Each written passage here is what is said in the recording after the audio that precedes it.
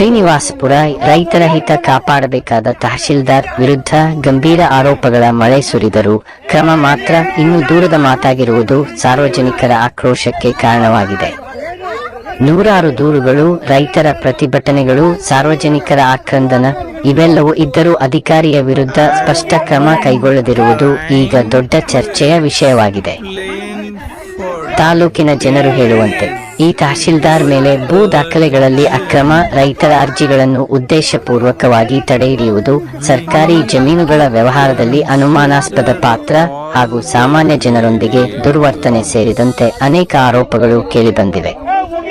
ವಿಶೇಷವಾಗಿ ರೈತರು ತಮ್ಮ ಪಹಣಿ, ಮ್ಯೂಟೇಷನ್, ಜಮೀನು ಹಕ್ಕು ಪತ್ರಗಳಿಗಾಗಿ ತಿಂಗಳುಗಟ್ಟಲೆ ಕಚೇರಿಗೆ ಅಲೆದಾಡುತ್ತಿದ್ದರೂ ನ್ಯಾಯ ಸಿಗುತ್ತಿಲ್ಲ ಎಂಬ ಅಳಲು ಹೆಚ್ಚಾಗಿದೆ. ಇದಕ್ಕೂ ಮೀರಿಯಾಗಿ ಮಾನ್ಯ ಕೃಷಿ ಸಚಿವ ಹಾಗೂ ಶ್ರೀನಿವಾಸಪುರ ಕ್ಷೇತ್ರದ ಶಾಸಕರಾದ ಕೃಷ್ಣ ಬೈರೇಗೌಡ ಅವರೇ ಖುದ್ದಾಗಿ ಈ ಅಧಿಕಾರಿಯ ವಿರುದ್ಧ ದೂರು ನೀಡಿದ್ದರೂ ಮೇಲ್ಮಟ್ಟದಲ್ಲಿ ಯಾವುದೇ ಕಠಿಣ ಕ್ರಮ ಕೈಗೊಳ್ಳದಿರುವುದು ಮತ್ತಷ್ಟು ಅನುಮಾನಕ್ಕೆ ಕಾರಣವಾಗಿದೆ. ಸಚಿವರೇ ದೂರು ಕೊಟ್ಟಿದ್ದರೂ ಕ್ರಮ ಇಲ್ಲ ಅಂದರೆ ಈ ಅಧಿಕಾರಿಯನ್ನು ಕಾಪಾಡುತ್ತಿರುವ ದೈತ್ಯ ಶಕ್ತಿ ಯಾರು ಎಂಬ ಪ್ರಶ್ನೆ ಇದೀಗ ಗ್ರಾಮದಿಂದ ಗ್ರಾಮಕ್ಕೆ ಹರಡುತ್ತಿದೆ. ರೈತರ ಪರ ನಿಲ್ಲಬೇಕಾದ ಅಧಿಕಾರಿಯೇ ರೈತರ ಮೇಲೆ ದೌರ್ಜನ್ಯ ನಡೆಸುತ್ತಿದ್ದಾರೆ ಎಂಬ ಆರೋಪಗಳು ಕೇಳಿಬರುತ್ತಿವೆ. ಕೆಲ ರೈತರು ಕಚೇರಿಯಲ್ಲೇ ಅವಮಾನಕ್ಕೊಳಗಾಗಿದ್ದೇವೆ, ಬೆದರಿಕೆ ಎದುರಿಸಿದ್ದೇವೆ ಎಂದು ಬಹಿರಂಗವಾಗಿ ಹೇಳುತ್ತಿದ್ದಾರೆ.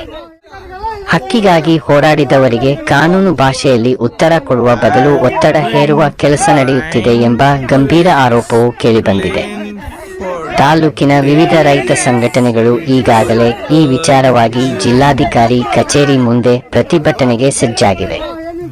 ನ್ಯಾಯ ಸಿಗುವವರೆಗೆ ಹೋರಾಟ ನಿಲ್ಲುವುದಿಲ್ಲ ಎಂದು ರೈತ ಮುಖಂಡರು ಎಚ್ಚರಿಕೆ ನೀಡಿದ್ದಾರೆ.